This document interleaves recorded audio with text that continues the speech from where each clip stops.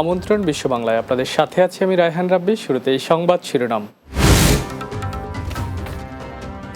মালয়েশিয়ার ডিটেনশন ক্যাম্পে প্রায় 18,000 অভিবাসী, বাংলাদেশের সংখ্যা 1136, জানালেন মালয়েশিয়ার স্বরাষ্ট্রমন্ত্রী। ইতালিতে বাড়ছে অনিয়মিত অভিবাসীর সংখ্যা, শীর্ষে বাংলাদেশিরা, দেশটির স্বরাষ্ট্র মন্ত্রণালয়ের প্রতিবেদন প্রকাশ। এবং জাপানে কমছে জনসংখ্যা, প্রভাব বাড়ছে শ্রমবাজারে, জনশক্তির চাহিদা পূরণে বাংলাদেশিদের প্রস্তুতি নেওয়ার পরামর্শ।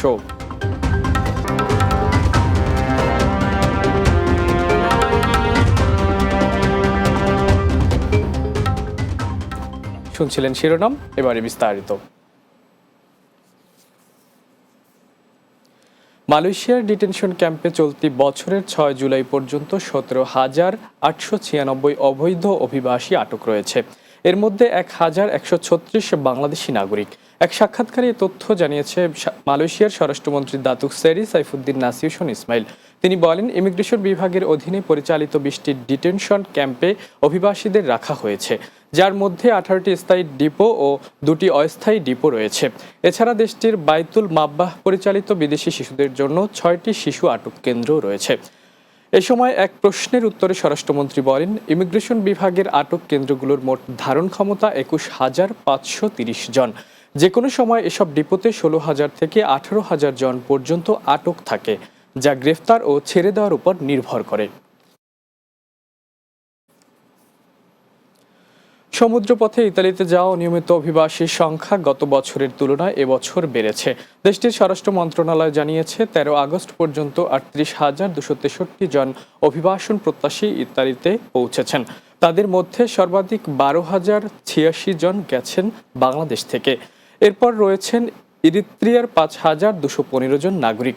এছাড়া মিশর, পাকিস্তান, ইথিওপিয়া, সুদান ও সোমালিয়ার অভিবাসীরাও উল্লেখযোগ্য সংখ্যায় পৌঁছেছেন।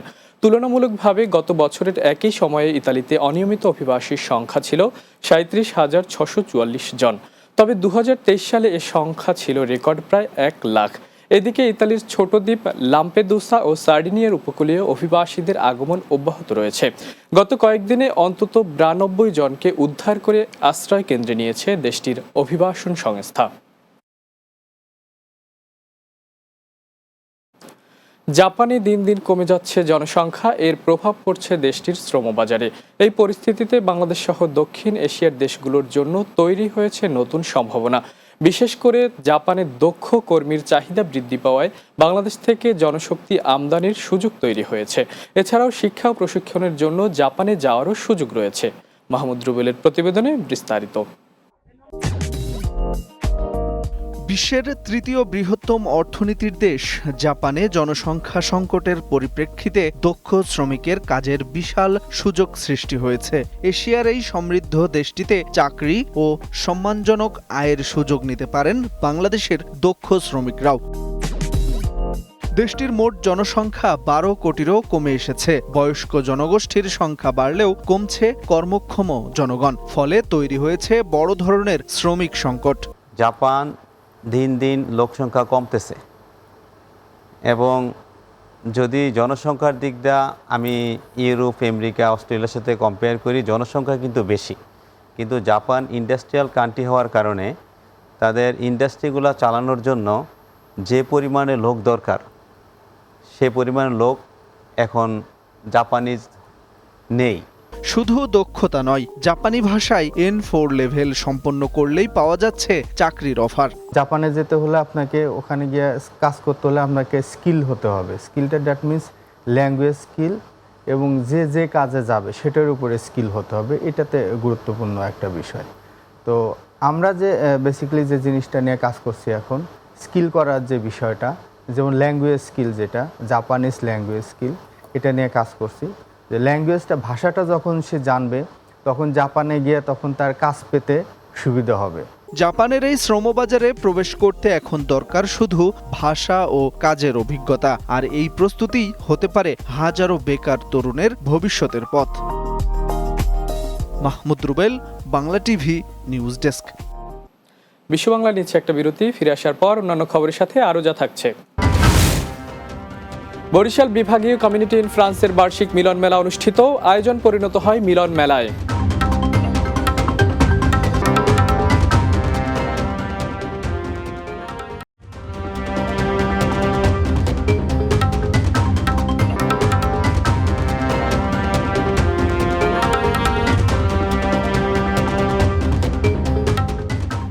বিরতির পর বিশ্ব বাংলায় স্বাগত আরও একবার। বরিশাল বিভাগীয় কমিউনিটি ইন ফ্রান্সের বার্ষিক মিলন মেলা ও সমুদ্র ভ্রমণ অনুষ্ঠিত হয়েছে। ফ্রান্স প্রতিনিধি রাসেল আহমেদ জানান, দেশটির রাজধানী প্যারিসের অদূরে এই অনুষ্ঠান প্রায় 200 প্রবাসী অংশগ্রহণ করেন। সংগঠনের সভাপতি মোতালেফ খানের সভাপতিত্বে পরিচালনা করেন সাধারণ সম্পাদক মনিরুল ইসলাম মনির। বিভিন্ন ধরনের প্রতিযোগিতা সহ সাংস্কৃতিক অনুষ্ঠান ও র্যাফেল ড্র ছিল এ আয়োজনে। অনুষ্ঠানের পরে বরিশাল বিভাগীয় কমিউনিটি ইন ফ্রান্সের পূর্ণাঙ্গ কমিটি ঘোষণা করা হয়।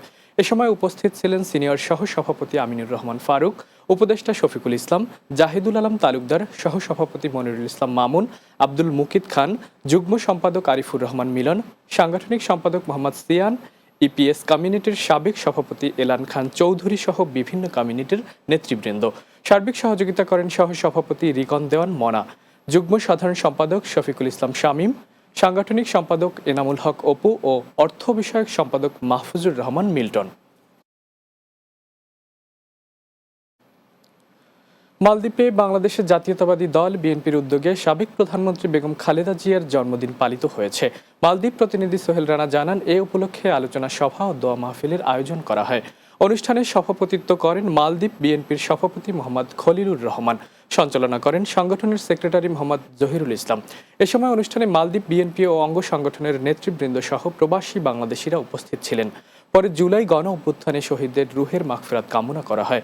মোনাজাত পরিচালনা করেন ধর্ম বিষয়ক সম্পাদক মোহাম্মদ মাসুম বিল্লাহ। কাতারে আংশিক কমিটি ঘোষণা করেছে রাঙ্গুনিয়া জাতীয়তাবাদী পরিবার কাতার। কাতার প্রতিনিধি আকবর হোসেন বাচ্চু জানান, দেশটির বাণিজ্য নগরী মাইজারের স্থানীয় একটি কনফারেন্স হলে সংবাদ সম্মেলনের মাধ্যমে আংশিক কমিটি ঘোষণা করা হয়।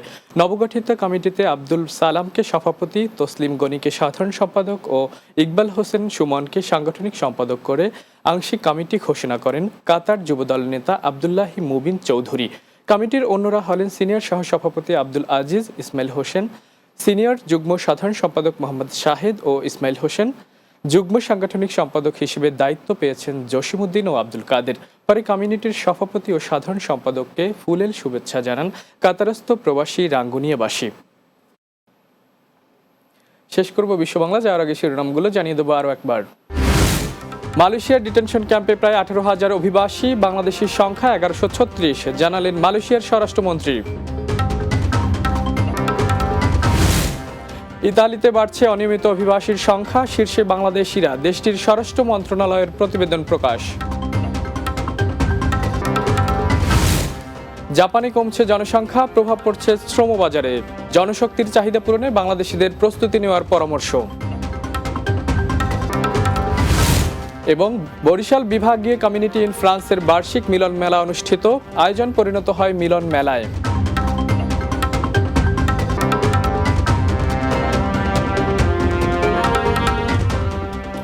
দর্শক, এই ছিল বিশ্ব বাংলায়। এতক্ষণ সঙ্গে থাকার জন্য ধন্যবাদ সবাইকে।